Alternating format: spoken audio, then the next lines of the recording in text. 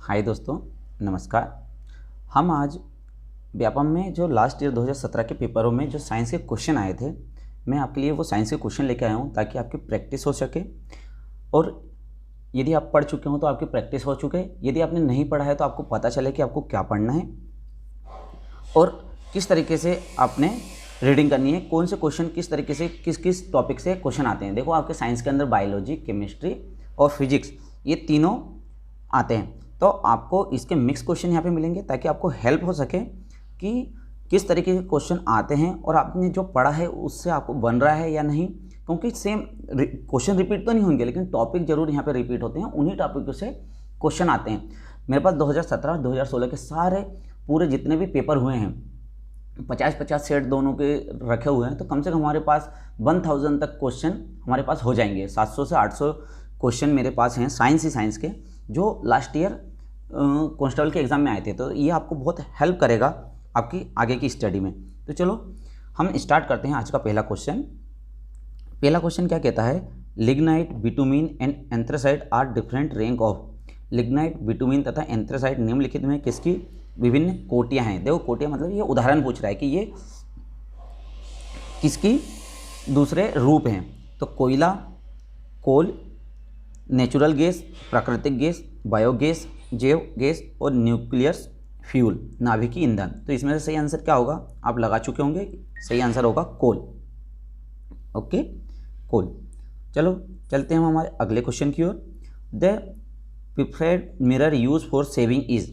हजामत सेविंग के लिए उपयोग में लाए जाने वाले बेरी दर्पण। तो जो सेविंग में यूज़ आता है, कौन सा मिरर हम सेविंग के लिए यूज़ करते हैं। कॉन्वेक्स मिरर, उत्तल दर्पण, कॉनकेव मिरर, अवतल दर्पण, प्लेन मिरर, समतल दर्पण, पैराबोलिक मिरर, परवलयाकार दर्पण। ओके, तो मिरर से क्वेश्चन बहुत आते हैं, तो इसको आपको याद रखना होगा, है ना। तो कॉनकेव मिरर, यदि वो गाड़ी पे पूछे कि हम जो गाड़ी में पीछे देखने वाला मिरर होता है वो कौन सा होता है, तो वो कॉन्वेक्स मिरर होता है। ओके, दूर की वस्तु को जब हमको पास में देखना होता है तो हम कॉनकेव मिरर का यूज़ करते हैं। पास की वस्तु को थोड़ा सा हल्का सा वो दूर दिखे तो उसके लिए कॉनकेव मिरर का हम यूज़ करते हैं। The material use for making electrical fuse wire should have. विद्युत फ्यूज का तार बनाने के लिए प्रयुक्त होने वाली सामग्री में निम्नलिखित होना चाहिए। जो हमारा फ्यूज तार होता है, फ्यूज तार कौन सा होता है आपको पता है, टंगस्टन का बना होता है। तो इसमें इनमें से कौन सा गुण होना चाहिए, तभी हम उसे फ्यूज तार में यूज़ कर सकते हैं। लो मेल्टिंग पॉइंट, निम्न गलनांक, लो कंडक्टिविटी, निम्न चालकता, हाई मेल्टिंग पॉइंट, उच्च गलनांक और हाई रेजिस्टेंस, उच्च प्रतिरोध। तो इसका सही आंसर क्या होगा, इसका सही आंसर होगा low melting point. Okay, low melting point होना चाहिए, निम्न गलनांक होना चाहिए ताकि वो जल्दी से गले ना।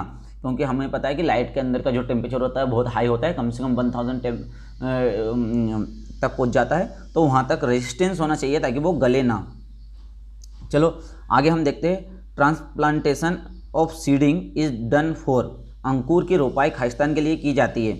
अब अंकुर मतलब रोपाई मतलब समझते हो, ट्रांसप्लांटेशन का मतलब है कि आपने बीजों को पहले किसी और जगह एक क्यारी के अंदर उगाया है, फिर वहाँ से ट्रांसप्लांट उनको उखाड़ कर अपने खेत में ट्रांसप्लांट करते हैं। जैसे कि आपने देखा होगा ट्रांसप्लांटेशन हमारा जो बैगन हो गए, टमाटर हो गए, इनको हम क्यारी में, जैसे कि प्याज हो गए, इन्हें हम क्यारी में पहले बो देते हैं, फिर इनका ट्रांसप्लांट करते हैं। तो इनमें से इसी एक का हमें छांटना है। तो पेडी चावल, बीट गेहूँ, मेज मक्का, ज्वार।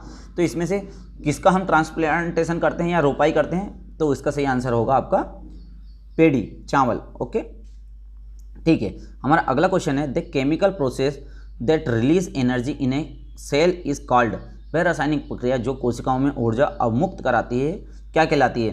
तो ये बात कर रहा है जो हमारी सेल्स होती हैं, हमारी बॉडी की जो सेल्स होती है उसमें जो केमिकल प्रोसेस के द्वारा हमारा एनर्जी रिलीज होती है, तो वो कब होती है। फोटोसिंथेसिस, डाइजेशन पाचन, ब्रीथिंग श्वसन, मेटाबॉलिज्म उपचयन।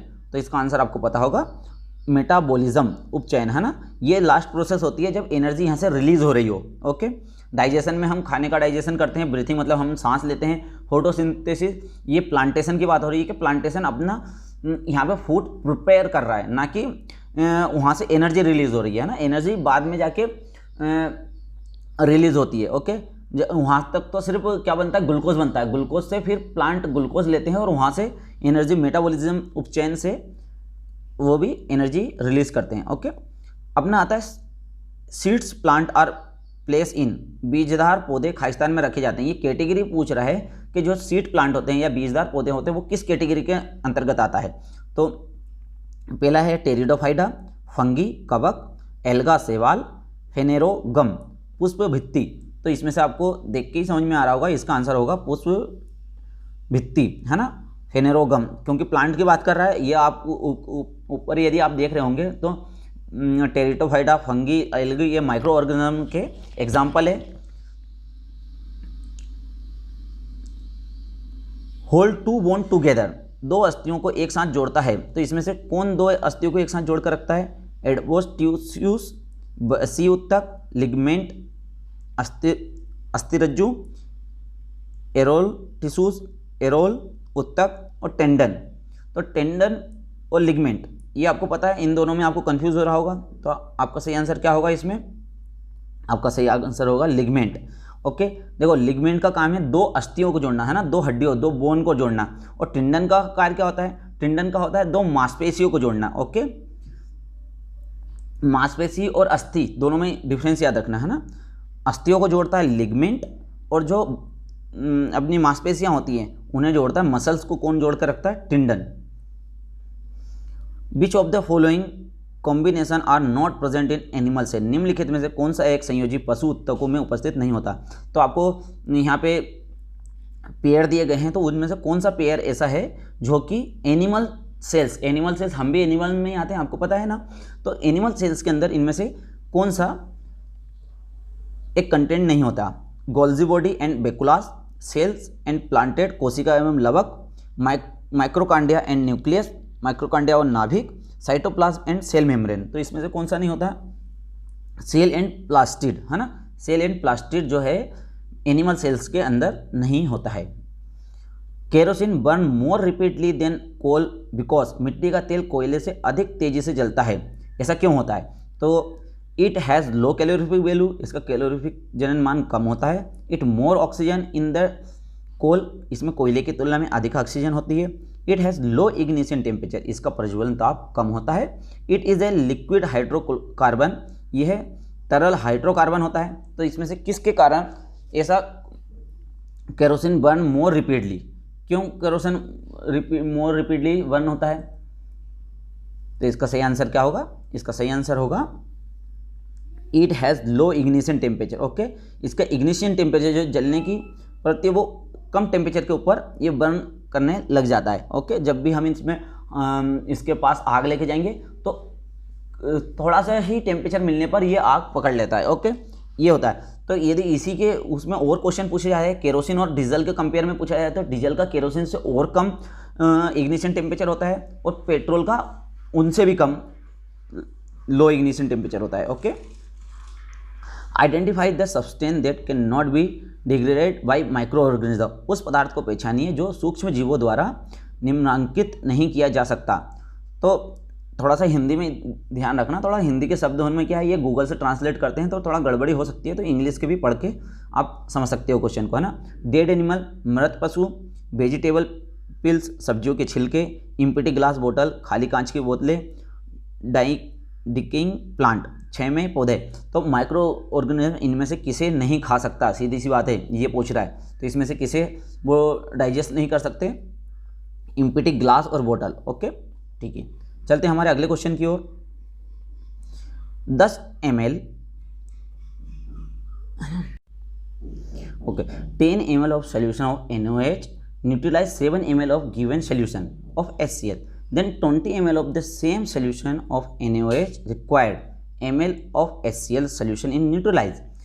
क्वेश्चन क्या कह रहा है? NaOH का 10 बिलियन HCl के दिए गए 7 मिली विलियन को उदासीन बना देता है। तो NaOH के उसी बिलियन के 20 ml को उदासीन बनाने के लिए HCl बिलियन के कितने मिली की आवश्यकता होगी, ml की आवश्यकता होगी?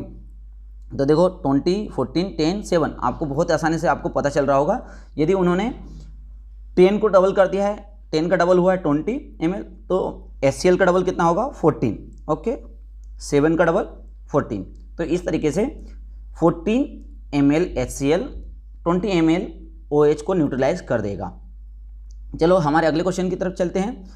Aeroplanes have streamline shape so that can overcome that. हवाई जहाज का आकार धारा रेखीय होता है ताकि वे खालिस्तान पर काबू पा सके। देखो स्ट्रीमलाइन का मतलब आप समझ रहे हो, स्ट्रीमलाइन मतलब कि जो सामने से नुकीला जो होता है उस शेप की बात कर रहे हैं। ऐसा शेप हम हवाई जहाज का क्यों बनाते हैं आपने देखा होगा। तो क्या फ्रैक्शन फोर्स ऑफ एयर को कम करने के लिए, वायु घर्षण बल को कम करने के लिए, स्लाइडिंग फोर्स स्पर्शी घर्षण को कम करने के लिए, स्टैटिक फ्रैक्शन स्थैतिक घर्षण को कम करने के लिए, रोलिक फ्रैक्शन बेलन घर्षण को कम करने के लिए। ओके, तो इसमें सही आंसर क्या होगा? सही आंसर होगा fraction force of air. Okay, इसे कम करने के लिए हम उसे स्ट्रीम लाइन शेप देते हैं। स्ट्रीम लाइन शेप का आपको मतलब पता है ना, नुकीला शेप।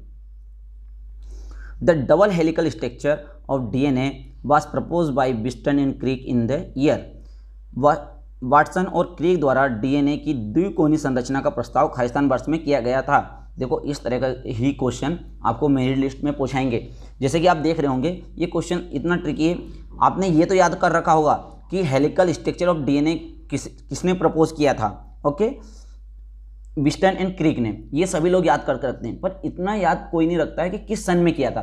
पर आप देख रहे हो कि व्यापक 2 से 3 क्वेश्चन इस तरह के इसमें डाल देता है ताकि बच्चे मेरिट लिस्ट से बाहर हो जाएं। आपको मेरिट में आना है तो इस तरह के क्वेश्चन हो उनको आपको सोल्व करना होगा। आपको पता चल रहा होगा कि हम ये वाली वीडियो सीरीज क्यों लेके आए हैं, ताकि आप क्वेश्चनों से पता लगा पाएंगे किस तरीके के क्वेश्चन जो आते हैं एक्स्ट्रा वाले, जिन्हें आप सोल्व करते हो। इससे पहले वाले आप बहुत सारे क्वेश्चन देख रहे होंगे, बहुत इजी से हो जाते हैं। 70 से 75 नंबर कोई भी ले आता है, लेकिन इससे एक नंबर इस तरह के क्वेश्चन सोल्व करने से ही आएंगे।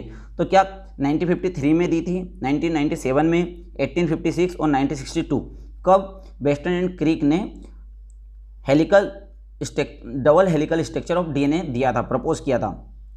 तो इसका सही आंसर होगा 1953। तो इसलिए अब है ना, इनके सनों को भी आपको याद रखना है। चलो ठीक है, चलते हैं हमारे लास्ट क्वेश्चन की ओर। Which of the following statement is correct about polythene and plastic. Polythene एवं प्लास्टिक के बारे में सही कथन का चयन कीजिए। आर नॉन बायोडिग्रेडेबल, गैर जैव निम्नी है, डिकम्पोज, जनरेटिंग बेड ऑर्डर, विघटित होकर खराब गंध पैदा करती है, आर नॉट हार्मफुल, हानिकारक नहीं है, degrade in environment very easily, पर्यावरण में बहुत सरलता से निम्नीकृत हो जाता है। देखो ये तो हो ही नहीं सकता, पॉलीथीन कभी भी डिग्रेडेबल नहीं है, ये हार्मफुल नहीं है, ऐसा हो ही नहीं सकता, ये हार्मफुल है, बिल्कुल है। डिकम्पोज जनरेटिंग वेट, देखो डिकम्पोज तो होता ही नहीं है, तो खराब गंध की तो बात ही गई। तो लास्ट में आपका आंसर क्या बचता है? आर नॉन डिग्रेडेबल, है ना, आर नॉन डिग्रेडेबल। इसका ये क्वेश्चन हमने आगे किया था माइक्रो ऑर्गेनिज्म वाला, तो ये वही वाला क्वेश्चन है। तो ठीक है, आज के हमारे क्वेश्चन यहीं पे समाप्त होते हैं। तो यदि आपको मेरा वीडियो पसंद आया होगा तो प्लीज़ मेरे वीडियो को लाइक करिएगा और मेरे चैनल को सब्सक्राइब करिएगा। मिलते हैं हम अगले वीडियो में।